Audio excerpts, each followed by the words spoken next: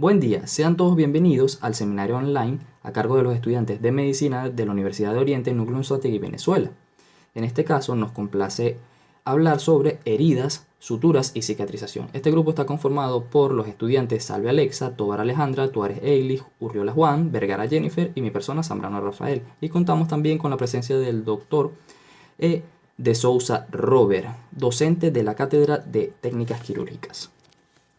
Entonces, ¿qué son las heridas? No es más que toda pérdida de solución de continuidad de la piel o mucosa, ocasionada por factores externos o internos y secundaria a una falta de absorción de la fuerza traumática que las ha provocado, la cual a su vez puede ser tanto accidental como intencional. Si este tipo de heridas o cualquier tipo de heridas no recibe una atención médica oportuna, esta puede llegar a infectarse y derivar en muchas complicaciones. En cuanto a los signos y síntomas, encontramos que el dolor es característico, encontramos sangrado y también la pérdida de continuidad de la piel. En cuanto a citología, podemos separarla en tres grandes grupos, el cual comenzamos por lugar de impacto, el cual puede ser directo, que no es más que la herida se va a generar donde el agente causal entra en contacto con la piel del paciente. O indirecto, que puede ser que al momento del objeto entrar en contacto con el individuo va a generar una herida a distancia, la cual puede ser un desgarro visceral. Tenemos la cinemática del agente causal, que puede ser activo o pasivo. El activo, vamos a encontrar que el agente causal va a viajar hacia lo que es el individuo, generando así una herida al momento de entrar en contacto con él. Y o pasivo, cuando la persona viaja a lo que es el agente causal o agente nocivo. Tenemos otros mecanismos como lo puede ser la percusión, que no es más que cuando el individuo entra en contacto con el agente causal o viceversa. Y tenemos también la presión del agente causal, que es cuando genera una presión literal sobre lo que es el paciente y a su vez genera una herida. Por último tenemos lo que es la presión y desplazamiento o deslizamiento, que es cuando el paciente al momento de entrar en contacto con el agente causal se desliza generando así una herida, como lo puede ser cuando nos caemos de una bicicleta y tratamos de protegernos con nuestras manos. Como pueden ver, la clasificación de las heridas es muy vasta, pero vamos a tratar de enfocarnos en estos 5 grandes grupos, que puede ser general, específica, según su agente causal, según su profundidad y según el riesgo de infección. En cuanto a la clasificación general, tenemos las heridas abiertas, donde se va a observar sencillamente una pérdida de la solución o de continuidad de la piel. Aquí podemos observar sangre, tejido subcutáneo, podemos llegar a observar hueso, tendones, músculos, arterias, esto dependiendo de la profundidad de la herida. En esto también radica, obviamente, lo que es la severidad de la misma. Puede correr mucho riesgo de infección. Tenemos la herida cerrada, que no es más que no hay separación del tejido, no hay pérdida de la continuidad, pero hay hemorragia debajo de la piel y puede esta hemorragia ser tan profusa que puede llegar a ocluir o completar lo que es las cavidades, ¿verdad? O también puede presentarse hasta desgarro visceral. Por eso es que esta es muy peligrosa, aunque no haya pérdida de la continuidad. Tenemos la clasificación especial, donde hay heridas simples y complicadas, donde sencillamente las heridas simples son aquellas que se van a producir a nivel de la epidermis, o sea, como lo puede ser un sencillo rasguño. Tenemos también las heridas, lo que son las complicadas, que aquí sí son lesiones extensas, profusas y con una hemorragia muy abundante. Esta necesita atención médica inmediata, atención hospitalaria, porque si no el paciente puede morir, ya que puede verse afectados grandes vasos y el riesgo de infección es demasiado alto. Encontramos la clasificación del agente causal. Entonces empezamos con lo que son las heridas cortantes o laceradas, que son sencillamente productos de objetos con bordes filosos, que pueden ser también irregulares, que pueden separar el tejido y dejarlo con bordes limpios o irregulares en el caso de un serrucho, o lineales, ¿verdad? Estos corren mucho riesgo de infección. Tenemos las heridas punzantes, que son producto de objetos con bordes puntiagudos o en punta, el cual puede penetrar el tejido. Esta complicación, tétanos, es muy frecuente, ya que suele presentarse pacientes que se hicieron dicha herida con un clavo oxidado. Tenemos las heridas cortopunzantes, que son una suma de las dos heridas anteriores, producto de objetos afilados que separan el tejido. Esta combina las dos anteriores, como ya se dijo. Tenemos las heridas por avulsión. El objeto que genera el traumatismo va a arrancar los tejidos, tanto de forma parcial o puede ser también completa. Aquí podemos ver una herida frecuente que es por un anillo, el cual se queda enganchado en otra superficie, generando así lo que es el traumatismo, o una herida en scalp o arrancamiento de lo que es el cuero cabelludo, que como no se perdió solución, no se puede volver a implantar solo, sino que necesita de ayuda. Tenemos heridas por proyectil arma de fuego, que es generada por obviamente un proyectil del arma de fuego. Esta herida se divide en dos, ya que tiene una entrada y una salida. El daño va a depender obviamente de la zona afectada, ya que puede presentarse hasta fracturas, puede presentarse una gran hemorragia, pues ya que puede, por ejemplo, rozar lo que es la arteria femoral. En cuanto a las heridas por amputación, tenemos que es la pérdida completa de la extremidad, ya sea posterior a un traumatismo. En este caso vemos que un paciente no retiró la mano de una tronzadora y se amputó todos los dedos. Herida por mordedura. En este caso va a ser como una especie de variante de lo que es la herida punzante, pero en este caso el objeto causal va a ser un diente de cualquier organismo vivo. Vamos a tener también la herida abrasiva, que es la característica o los característicos raspones, ¿verdad? Posterior a una caída, que el roce es ligero y son con superficies abrasivas, generando esta herida tan característica que va a generar mucho dolor y poco sangrado. Bueno, tenemos en cuanto a la clasificación por profundidad, las heridas superficiales, que es una lesión que abarca solamente, como su nombre lo dice, superficial, epidermis, la piel, son como pequeños rasguños, y tenemos la profunda, que esta es de mayor severidad. Aquí se puede incluir lesiones de piel, tejido adiposo, aponeurosis, músculos, vasos, nervios, tendones, arterias. O sea, es una herida, como su nombre lo indica, profunda, de severidad absoluta, ¿verdad? Que tiene que ser atendida rápidamente por el ámbito clínico, ya que el paciente puede morir de inmediato, tanto ya sea por una hemorragia profusa o por una infección de alta magnitud. En cuanto a la clasificación por su profundidad, bueno, tenemos heridas penetrantes también, que son aquellas que van a comenzar por una herida superficial, pero que van a llegar a lo que es una cavidad, que esta cavidad normalmente no entra en contacto con el exterior, por eso se llaman penetrantes. Tenemos las heridas perforantes, que a diferencia de la anterior, estas van a penetrar o van a perforar lo que son las vísceras, que van a estar contenidas dentro de esa cavidad, ¿verdad?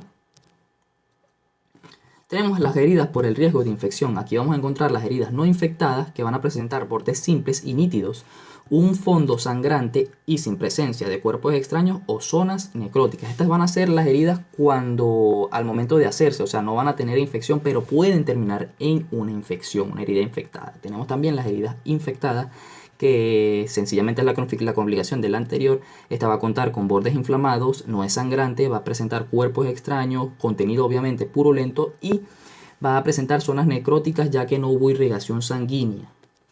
Y esto, por ende, no llevó la oxigenación a esos tejidos.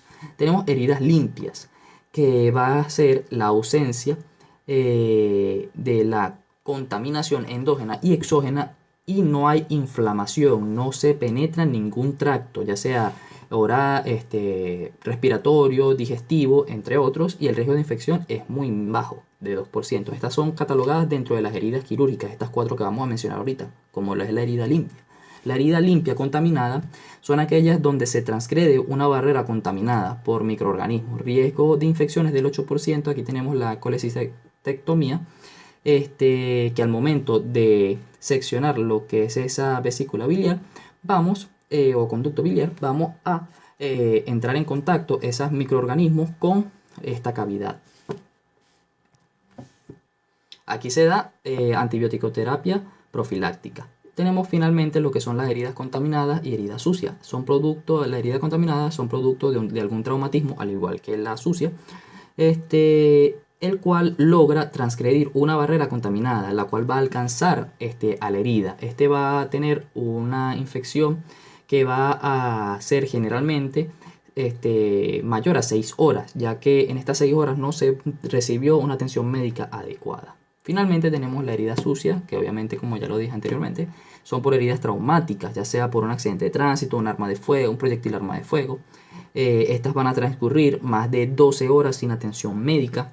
Por lo tanto, va a estar muy afectada esta zona. Vamos a encontrar presencia de tejido desvitalizado, ya que no hay irrigación. Vamos a encontrar pus, restos inorgánicos y desechos.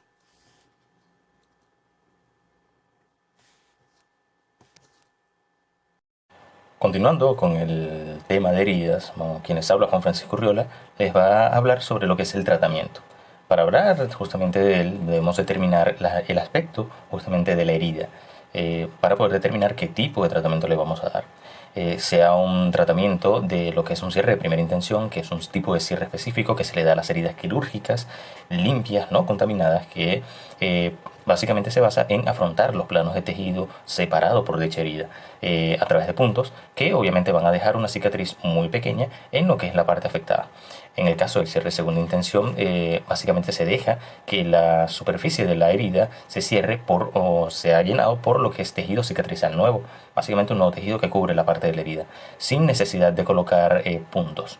Y un cierre de tercera intención o primario diferido es un cierre que se utiliza en heridas muy contaminadas o muy traumatizadas, en la cual se procura mantener lo que es un control específico sobre el estado de la herida. Para esto nosotros vamos a necesitar saber lo que es el tiempo, después de cuánto tiempo se ha producido la herida. Bueno, en una herida con un tiempo de producción menor a 6 horas se puede realizar un cierre de primera intención, obviamente si esta lo permite. Una herida con un tiempo de producción de 6 a 12 horas se considera lo que es una herida contaminada, en la cual nosotros no vamos a realizar o podemos realizar un cierre de primera intención si es posible limpiar justamente el área contaminada o los bordes contaminados, o en todo caso podemos realizar un cierre de segunda intención o diferido. En el caso de que la herida ya ha sido producida después después de 12 horas, vamos a utilizar diversas técnicas, como por ejemplo la técnica de Friedrich, en la cual se usa el desbridamiento de lo que es el tejido necrótico contaminado en los bordes de la herida para justamente evitar complicaciones como una infección. Se realiza la revisión de la herida, se da una profilaxis antibiótica y se realiza un cierre diferido luego de las 24 o las 48 horas de producida la herida. Para tratar una herida nosotros debemos tener diversas medidas de asepsia y antisepsia, en la cual, por ejemplo, va a ser el lavado de las manos, el uso de guantes estériles y la esterilidad o mantener la esterilidad de los instrumentos a utilizar para tratar dicha herida. El uso de antisépticos para limpiar lo que son los bordes de la herida y la herida como tal, eliminar el tejido muerto a través de la desbridación, la aproximación de los bordes si se va a realizar un cierre primario, o cubrir los bordes de la herida con apósitos para evitar lo que son posibles complicaciones, y sobre todo es importantísimo no poner tensión sobre las heridas para agravar su condición. En el caso de lo que son las heridas leves, nosotros podemos retirar, además obviamente de las medidas de asepsia antisepsia ya nombradas, retirar accesorios, objetos que puedan disminuir la circulación, porque recordemos que una de las características principales que debe tener una zona para cicatrizarse es una buena perfusión sanguínea. El lavado de las manos y de la zona de la herida. Si la herida no sangra, normalmente no es necesario taparla, ya que no nos va a producir una hemorragia profusa. Cubrir la herida con gas estéril y fijarla con vendas o adhesivo clínico es importante para después de haber realizado la cura de la herida. Esto con el fin de que ésta no se contamine. Cambiar las gasas y limpiar las heridas diariamente, también justamente en función de evitar las complicaciones como las infecciones. En el caso de las heridas graves, nosotros debemos determinar qué tanto se pone en riesgo la vida del paciente con dicha herida. Obviamente la atención médica debe ser inmediata si se encuentra en un espacio al aire libre. Hay que mantener la calma, tomar los signos vitales del paciente. Eso es importante fuera del área prehospitalaria y también en el área hospitalaria como tal. Prevenir o contener las hemorragias existentes. Hay que cubrir la herida con una gasa si es que se puede, y justamente si la herida es causada por un objeto punzopenetrante, no hay que mover dicho objeto. De hecho, se debe fijar a la superficie en donde se encuentra con gasas, o en todo caso con una venda que pueda justamente crear una especie de dona alrededor del objeto punzopenetrante. En el caso del tratamiento de las heridas por armas de fuego, nosotros debemos sospechar que la bala ha causado más daño del que es visible. Evitar la hemorragia profusa por medios de compresión en los orificios de entrada y salida de la bala. La víctima debe estar acostada y cubierta siempre por una manta, justamente evitando lo que es la hipotermia y que se trabaje y que el sistema circulatorio de la persona trabaje en exceso. Hay que tomar los signos vitales y estar alerta con los signos de shock, como por ejemplo la hipovolemia, la hipotermia, lo que es la palidez cutánea, entre otros. Si la herida es en alguna extremidad, por ejemplo miembro inferior o miembro superior, y se ha detenido el sangrado, podemos cubrirla, entablillarla y canalizar el traslado de la víctima. En el caso de las heridas en la cara, el cráneo, incluso cuello, nosotros vamos a acostar de forma inmediata a la víctima y tranquilizarla. Hay que limpiar la herida con gas y solución 09 para ver la extensión de la misma. Hay que cubrir la herida con una gasa evitando hacer mucha presión en por lo menos las heridas de cráneo para evitar justamente presionar posibles fracturas. La inmovilización cervical debe ser inmediata. En el caso de que la herida sea justamente en lo que es el área del cuello, debemos determinar si ha dañado algún vaso importante, como por ejemplo la arteria carótida. Y bueno, si la herida se encuentra, por ejemplo, en alguno de los ojos, utilizar un apósito húmedo para justamente sostener lo que es el ojo, el globo ocular, y bueno, utilizar un vaso y un apósito para mantener lo que es la zona humedecida y el globo ocular y además la cavidad ocular, básicamente, de una forma sana. Con el caso de las heridas por aplastamiento, estas tienen muchos componentes parecidos a lo que son las heridas por amputaciones traumáticas. Aquí vamos a utilizar lo que es la evaluación de la situación en cómo se encuentra el herido, solicitar ayuda para retirar el peso que se encuentra aplastando al paciente lo más rápido posible. Hay que cubrir las heridas graves con gasas o evitar justamente las hemorragias profusas utilizando un torniquete.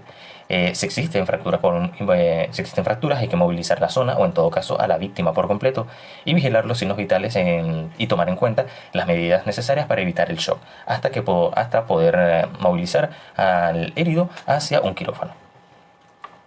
En el caso de las amputaciones traumáticas, como ya lo dije, con su componente es casi idéntico a los que son los de aplastamiento, nosotros vamos a controlar la hemorragia justamente con un torniquete. Es importante determinar o anotar lo que es la hora de colocación de dicho torniquete. Hay que aflojar justamente este torniquete cada 10 minutos luego de haberlo colocado y dejarlo circulando o dejar la circulación normal por lo menos 2 minutos para que ocurra una lesión menos importante en la zona. La parte amputada se debe cubrir con gasas estériles para evitar no solo la hemorragia profusa, sino también posibles infecciones. Y hay que guardar la parte amputada dentro de una bolsa desinfectada justamente con hielo, que en su parte interior, para un posible reimplante.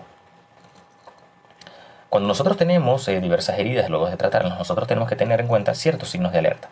Por ejemplo, el aumento de la temperatura debería desaparecer luego de las 72 horas de haber limpiado una herida o de haber tratado una herida.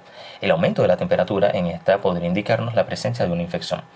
Normalmente es habitual que aparezca un reborde de cicatrización luego de 3 a 4 días posteriores a la lesión. Hay que observar una posible proliferación de seromas y abscesos, los cuales si se presentan deben ser drenados de forma inmediata. En el caso de las complicaciones, además de las infecciones de las cuales ya hemos hablado, o bueno, en el caso de las infecciones, recordemos que nuestra piel está colonizada por diversas bacterias, por ejemplo, el Streptococcus epidermidis, que puede ser infeccioso o colonizante de dichas heridas. Pero además tenemos las hemorragias. En este caso es una salida de sangre a través de los vasos que la conducen. Puede ser de origen capilar, cuando se seccionan vasos de bajo calibre, o de origen venoso, cuya característica es de un color oscuro o vino tinto, que básicamente va a fluir de forma constante, y una arterial que es producida por una lesión de vasos arteriales de mediano o grueso calibre, que va a ser pulsátil y va a ser un rojo rotulante. Hay que tener en cuenta que en presencia de una herida no hay que suponer que ésta esté limpia, de hecho debemos limpiarla nosotros mismos. No hay que respirar sobre la herida, no hay que tratar de limpiar una herida completamente extensa, ya que podemos complicar la situación del paciente. Nunca se retira un objeto largo o profundamente incrustado, no hay que hurgar ni retirar restos de una herida, ya que podríamos iniciar o profundizar lo que es una hemorragia, y no reintroducir partes expuestas del cuerpo, en este caso por ejemplo las evisceraciones. Nosotros en este caso normalmente lo que vamos a hacer es utilizar vendas o apósitos húmedos para cubrir el órgano eviscerado y mantenerlo lo más cerca que se pueda del abdomen. Justamente cubriendo con lo que si se puede, en este caso bolsas de plástico, las gasas húmedas, para evitar obviamente algún daño mayor. Los debridamientos son básicamente métodos de tratamiento o métodos de limpieza para diversos tipos de heridas. En este caso, el desbridamiento quirúrgico es en el caso del esfacelo y del tejido necrótico, el esfacelo siendo un tejido amarillento o mostaza, blando, que se coloca sobre la superficie de la herida. O en el caso del tejido necrótico, un tejido duro, oscuro, que también va a cubrir por completo la superficie de dicha herida. Se va a realizar en el método quirúrgico, se va a eliminar con el uso de tijeras o bisturí. Es un método muy rápido, muy efectivo, pero también muy doloroso, que puede destruir vasos sanguíneos, que recordemos que una de las características importantes para que ocurra una buena cicatrización es la perfusión sanguínea. Además de que ya lo dije, muy doloroso y de que puede causar o cursar con una infección, puede tener altos riesgos de infecciones. En el caso del desbridamiento médico podemos utilizarlo o podemos subdividirlo en tres tipos. En el mecánico, básicamente se va a colocar una gasa húmeda sobre la herida para que se adhiera sobre ella el tejido necrótico y el tejido esfacelado. Esta también es un mecanismo muy doloroso, va a ser muy lento y puede eliminar lo que es el tejido granuloso cicatricial, que es el precursor justamente de las cicatrices.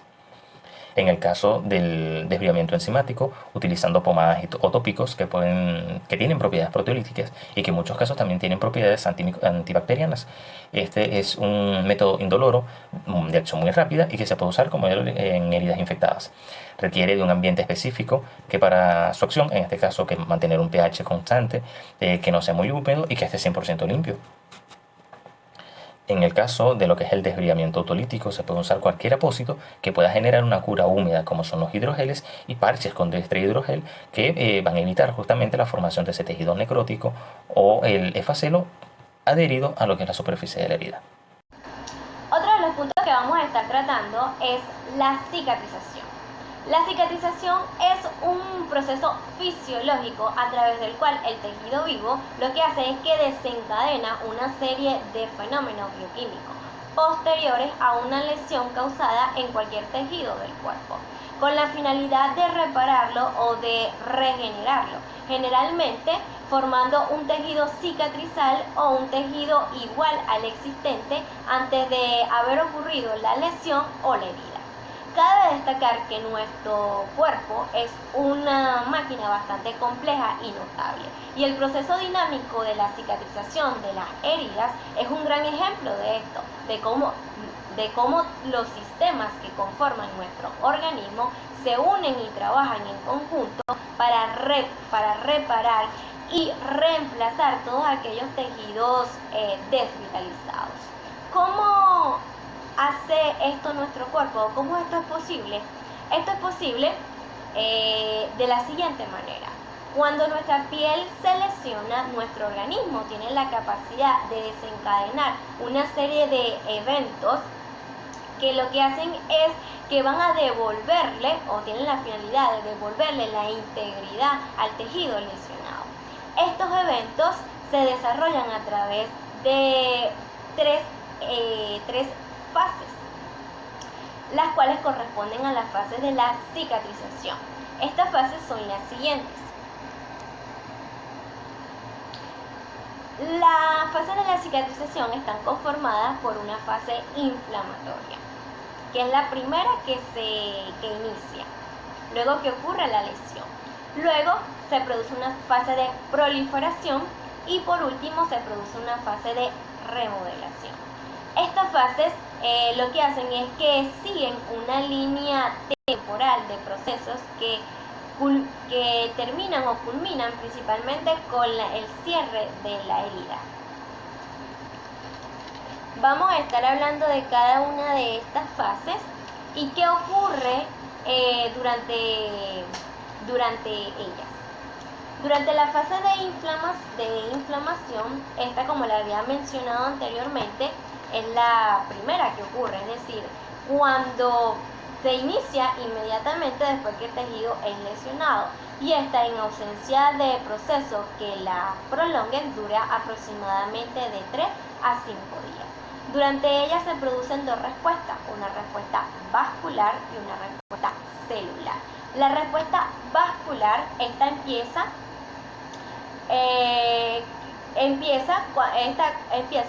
cuando inicia la inflamación. Esta lo que hace es que produce una vasoconstricción con la finalidad de disminuir la pérdida de sangre, es decir, de detener la hemorragia que se produce en el área de la lesión. Además que a su vez esto lo que hace es que promueve también la coagulación sanguínea. Esta reacción tiene una duración aproximadamente de 10 minutos. Luego que se detiene la sangre, actúan las histaminas y las prostaglandinas E1 y E2, elaboradas por los leucocitos, causando vasodilatación.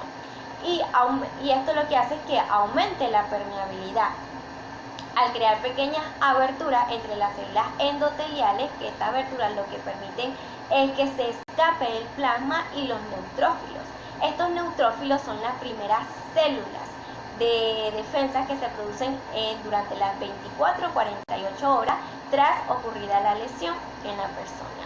Estos neutrófilos lo que hacen es que invaden el tejido y su principal función es limpiarlo a él.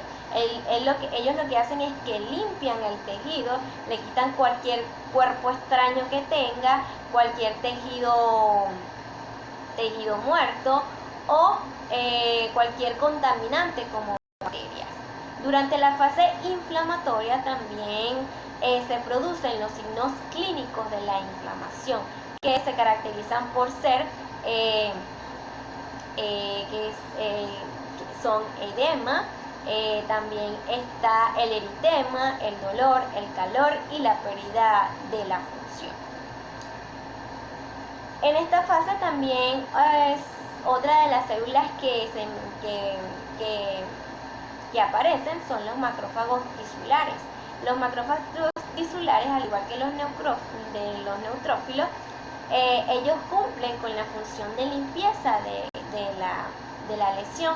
Ellos quitan todo cuerpo extraño y todo tejido necrótico. Ahora vamos a hablar sobre la fase proliferativa.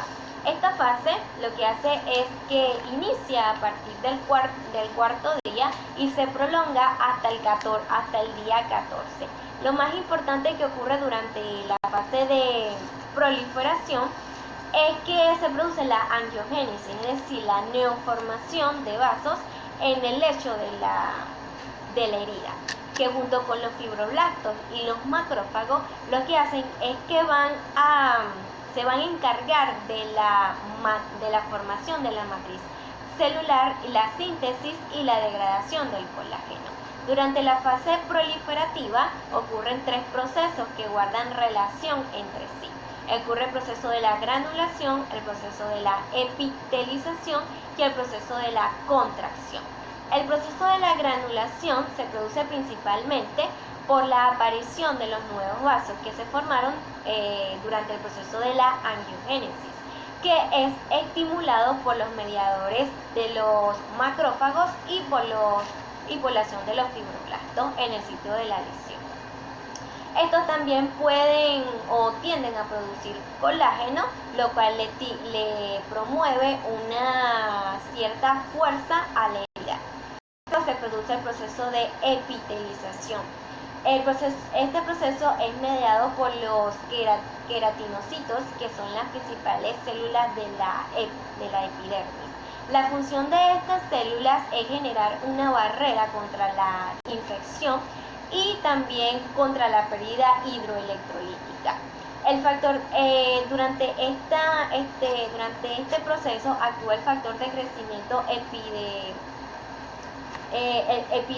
epidermoide y también actúan los factores de crecimiento transformadores alfa y beta 1. Estos lo que hacen es que inducen la proliferación de los queratinocitos como también su migración a través de los bordes no epiteliados de la herida. La epitelización ocurre desde los bordes de la herida a un promedio de 1 a 2 milímetros por día, dependiendo de la vascularización y del tejido de granulación. cabe destacar que el proceso de gránula, el proceso de epitelización es uno de los eventos fisiológicos que se producen en la fase proliferativa, ya que este consiste en la formación de la nueva epidermis, lo cual se realiza con la finalidad de restaurar la función de la barrera de la piel. Y por último se produce el proceso de contracción, que es otro de los procesos que se lleva a cabo durante esta fase. Está mediado principalmente por los fibroblastos y los miofibroblastos. Estos miofibroblastos tienen la capacidad contráctil importante que hace que los bordes de la herida se aproximen más rápidamente, encogiendo sus bordes gracias a las fuerzas centrífugas que ejercen en dichas células.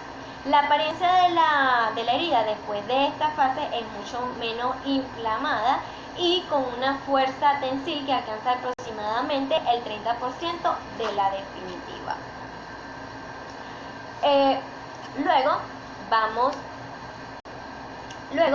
Por último se produce la fase de la remodelación.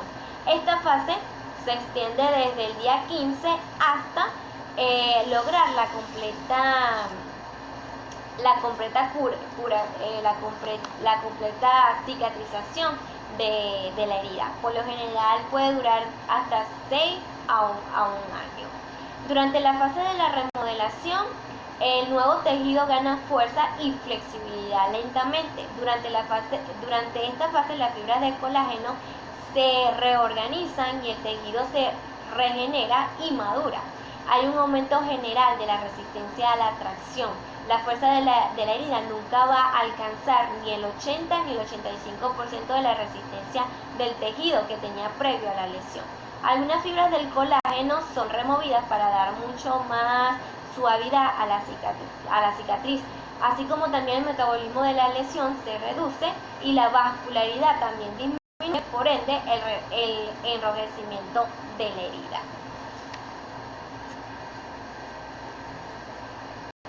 Luego están los factores que interfieren en la cicatrización. Los factores que interfieren en la normal cicatrización de las heridas se pueden clasificar en dos categorías, que están los factores locales y los factores generales.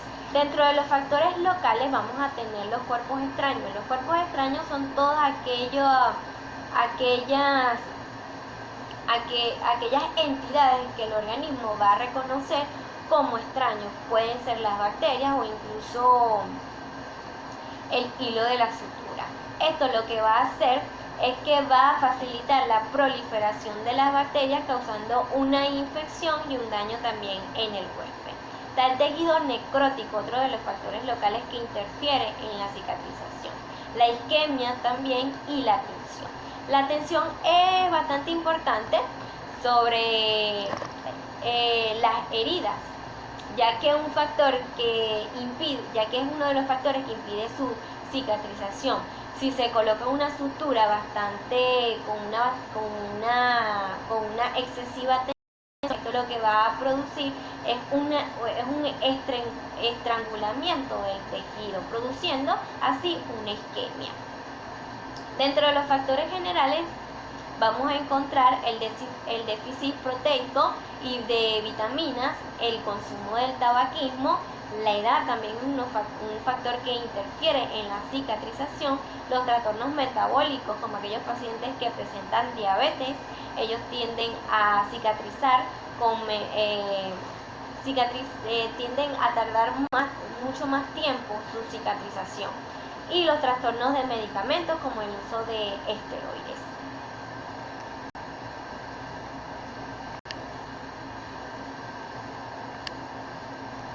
Bueno, buenos días. Para continuar con nuestro seminario, vamos a hablar ahora sobre las suturas.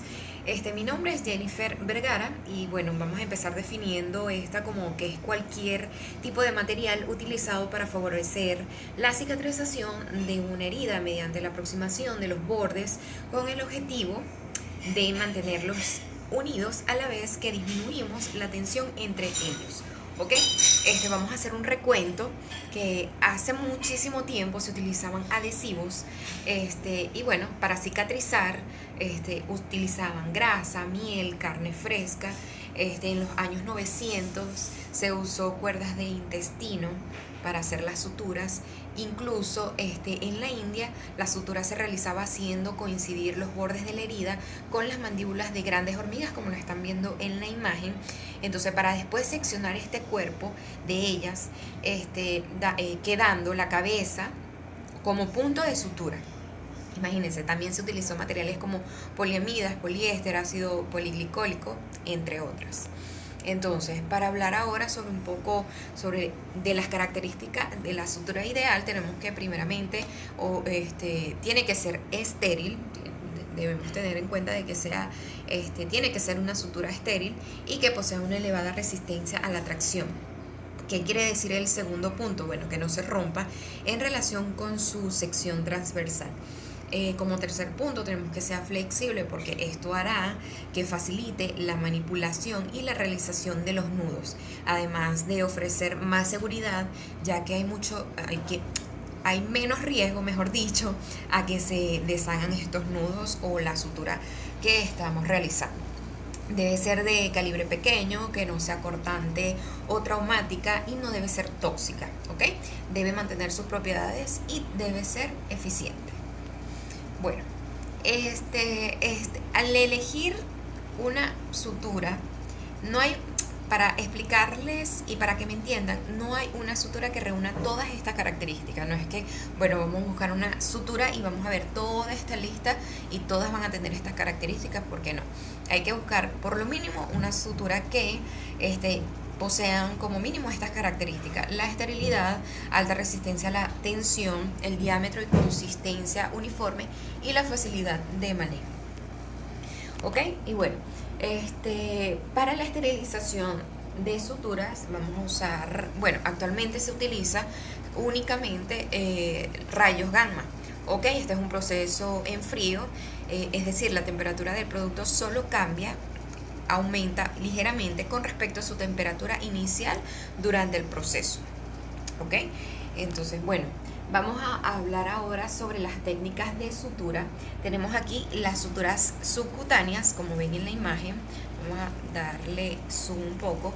Bueno, estas se utilizan para aproximar el tejido subcutáneo. En ellas se emplean habitualmente suturas reabsorbibles. Como vemos acá abajo, la sutura subcutánea se coloca como se muestra acá, englobando el punto más bajo de la herida, ¿okay? A fin de evitar la formación de un espacio muerto después de la anudada, ¿okay? La sutura se anuda sin apretar la sutura subcutánea, solo se debe apretar lo suficiente para evitar la formación de cavidades en grasa subcutánea. ¿Ok? Entonces por acá tenemos también la sutura subcutánea con puntos sueltos. Es la misma, solo que, bueno, aquí es con puntos sueltos. En esta las suturas se colocan en el tejido subcutáneo como se indica y a continuación se anuda, ¿ok? Como vemos en la imagen. Tenemos también la sutura subcutánea continua. El paso del hilo a través del tejido es idéntico al de la sutura subcutánea con puntos sueltos. La sutura subcutánea continua, esta que estamos viendo en pantalla, es el método más rápido en comparación con la técnica de puntos sueltos. Tenemos a continuación la sutura de heridas asimétricas. En esta las heridas con bordes de diferente longitud o las heridas con pérdida de sustancia cutánea requieren técnicas especiales de cierre. Tenemos aproximación de bordes de herida de diferente longitud. Bueno, como vemos en la imagen, en el caso de los bordes de la herida tengan diferente longitud, resulta útil dividir la longitud total en varias secciones, ¿ok? Más pequeñas mediante una o más suturas temporales. Esto se puede realizar con puntos de colchonero suelto, por ejemplo. ¿Ok? Aquí vemos que después de anudar la sutura temporal, es posible realizar un cierre sin tensión mediante suturas subcutáneas y de piel. Y bueno, las suturas temporales se retiran una vez realizada la herida. Tenemos acá en pantalla, cierre de heridas extensas. Bueno, cuando existe un punto del colchonero se englobe solo en las partes subcutáneas de los colgajos. Permite desplazar los bordes de la herida de modo que se pueda realizar el cierre de la misma sin tensión, ¿okay? Como lo vemos en la imagen. Después de anudar el punto de colchonero, se procede al cierre de tejido subcutáneo y de piel, ¿okay? El punto es utilizado para la adaptación que se puede dejar. Pues para la perfusión de los colgajos de piel resulta útil que solo se funcione el tejido subcutáneo. Vemos ahora las suturas cutáneas. En esta vamos a tener la sutura de colchonero vertical, como vemos en pantalla, de Donati o Macmillan.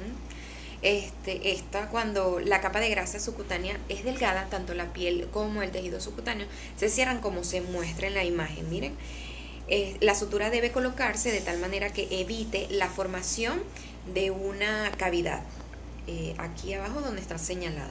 ¿Okay? Con una buena adaptación se obtiene un resultado estético muy bueno, si no, bueno, va a dejar cicatrices.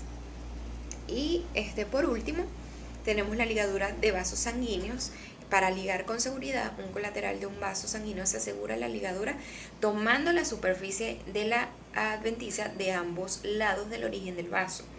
¿Ok? Entonces miren acá. Y al ligar las ramas colaterales, la colocación correcta de la ligadura tiene gran importancia para evitar turbulencias y formaciones de trombos. ¿Ok? Miren en la imagen. Aquí, miren en la imagen. Y, así como estenosis y oclusión del vaso. La colocación correcta de una ligadura de una rama vascular. Miren cómo está la primera imagen en esto.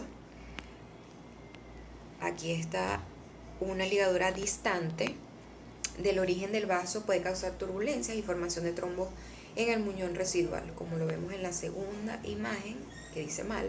Y bueno, en la tercera también dice una ligadura demasiado proximal al origen del vaso. Puede producir un estrechamiento del tejido adventicio y bueno, reduce el diámetro del vaso, que puede ocasionar turbulencia y oclusión. Muchas gracias. A continuación nuestras compañeras van a seguirles hablando sobre las suturas. Mi nombre es Alexa Salve y para continuar con el seminario vamos a hablar de la clasificación de las suturas. Empezando por la clasificación de los hilos de la sutura. La evolución de las suturas ha llegado a tal punto de refinamiento que existen suturas específicamente diseñadas para cada tipo de región anatómica. Usando en cada momento el material apropiado, facilitaremos las técnicas de sutura, disminuiremos la tasa de infección y proporcionaremos mejores resultados y menos molestias al paciente. Debemos elegir cada sutura en función de la naturaleza de la herida, del procedimiento que vamos a realizar, de las características del paciente, de la tensión que tiene que soportar la sutura y de la reacción biológica al cuerpo. Hay múltiples formas de clasificar las suturas. Primero vamos a clasificarlas por la permanencia que tienen en el organismo y por la reacción que tiene el cuerpo ante ellas, como dos grandes grupos, reabsorbibles y no reabsorbibles. Comenzando con las reabsorbibles, son una sutura que se considera absorbible cuando se pierde la mayoría de su fuerza de tensión transcurrido aproximadamente 60 días desde su colocación. El organismo mismo las metaboliza, degradándolas gradualmente y provoca una leve reacción inflamatoria en el organismo. Se emplea normalmente en suturas profundas. Entre ellas tenemos el ácido poliglicólico y el poligláctil 910. Son polímeros de ácido glicólico y láctico con esterato de calcio que le va a dar la lubricación. Se degradan por hidrólisis química y no enzimática, y su reacción es completada en 120 y 90 días respectivamente.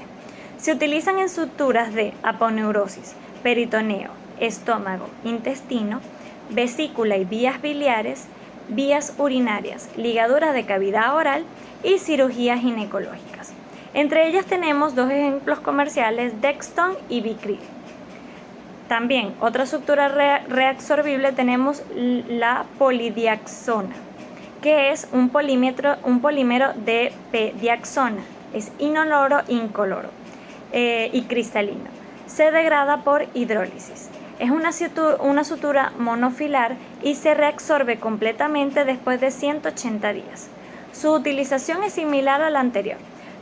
Suele ser utilizada cuando requerimos un poco más de resistencia y sobre todo se usan en cirugías oftalmológicas por su gran flexibilidad. Entre las no reabsorbibles son suturas que no se metabolizan en el organismo y se emplean en suturas cutáneas que vayan a ser retiradas o para estructuras internas que requieren mantener siempre la tensión constante, como tendones y ligamentos. Entre las suturas no reabsorbibles tenemos la seda, que procede de una filástica proteína del capullo del gusano de seda. Es poco elástica y suele producir mucha reacción tisular. Se utiliza en piel, en anastomosis vasculares y arteriotomías, en ligadura, en cerebro, en cirugías oftalmológicas y en aparato digestivo. También tenemos el lino, que está formada por fibras pericíclicas del tallo del lino. No posee un diámetro homogéneo en toda su longitud, pero tiene una elevada resistencia, sobre todo cuando él está húmedo. Se utilizan en heridas para las que se precisa gran resistencia y que va a tener una larga permanencia en el lugar. Se utiliza en suturas en piel y gástricas generalmente. También tenemos el lino, que deriva de hexametatixlendinina y es un ácido bicarboxílico. Se utiliza para suturas de piel superficial, aponeurosis, sugestión de la pared abdominal, ligamentos de cápsula y suturas tendinosas. Hay varias marcas comerciales, entre ellas se llama Nurelon, Perlon y Supradim. También tenemos los polietilenos, que está formado por moléculas largas que repiten la unidad de polietileno.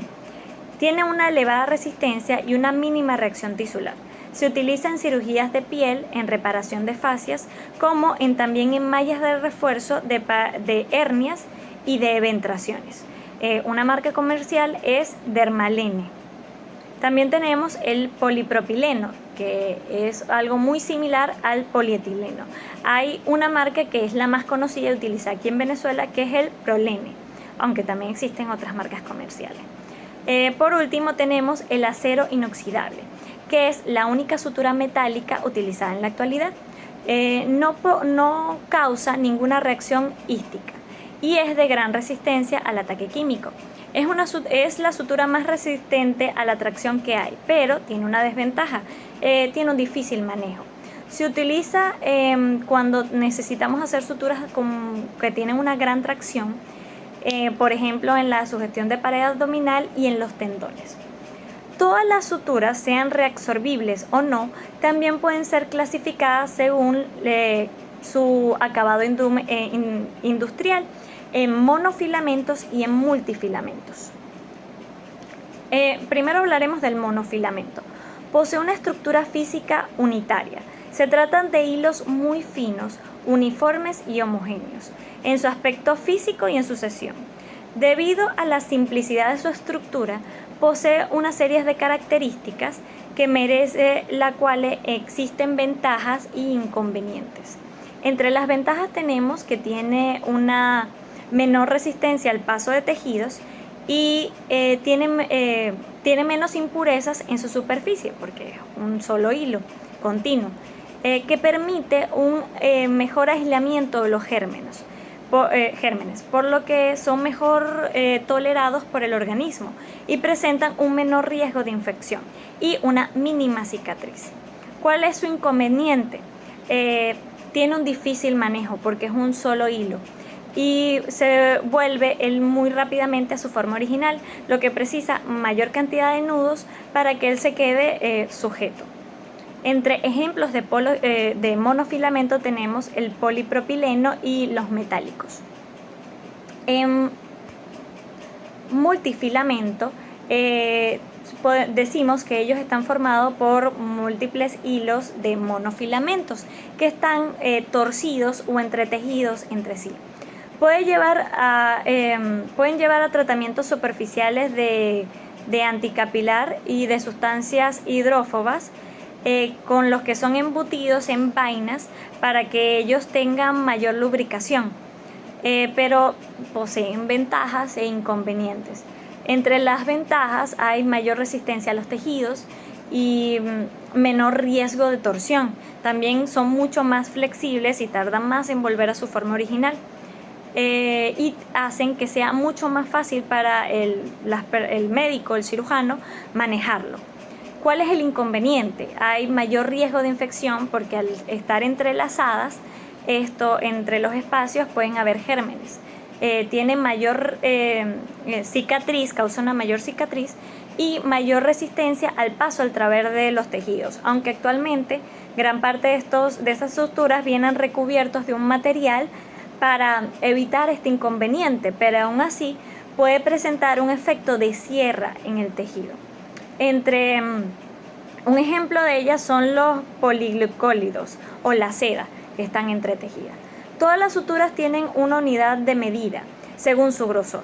Este grosor se mide a ceros. A mayor cantidad de ceros, menor calibre y viceversa. Ahora continuamos con mi compañera.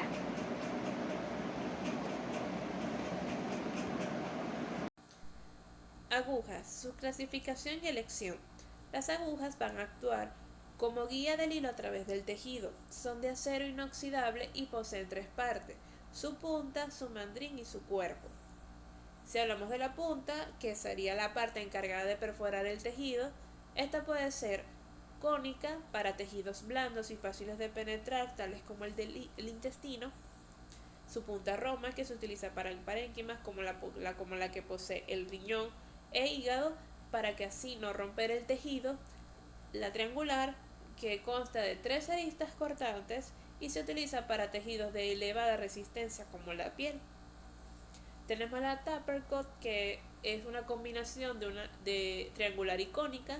En este caso su punta sería triangular y su cuerpo sería cónico, y se utiliza también para tejidos resistentes. La espatulada, que es muy parecida a la prueba de un barco y consta de 2 aristas cortantes en su parte superior, y se utiliza para los ojos, específicamente para la córnea o esclerótica. Acá muestro una pequeña imagen en la cual se ve cómo son todas las puntas que acabo de mencionar.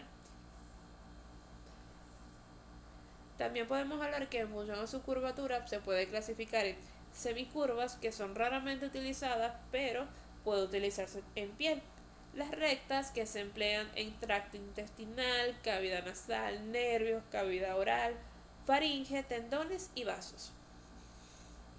Tenemos las curvas, que se nombran en función a su curvatura del cuerpo de la aguja respecto a la circunferencia. Claramente parece un semicírculo y es en función al ángulo que necesitemos y el espacio de maniobra que vamos a tener. Ahora, la elección de agujas según el tipo de tejido que se presente. Para una sutura de piel podemos utilizar agujas 3/8 de círculo, que en este caso sería la que parece un círculo casi completo, con punta triangular. Una sutura para músculos utilizaríamos agujas fuertes de semicírculo y triangulares. Para sutura de nervios utilizaríamos agujas de punta triangular. Para sutura de vasos utilizaríamos una aguja de punta cónica con una curvatura de 3/8. Para el tejido celular subcutáneo, como la grasa, se utilizaría agujas triangulares de medio círculo. Y sutura de aponeurosis utilizaríamos agujas triangulares.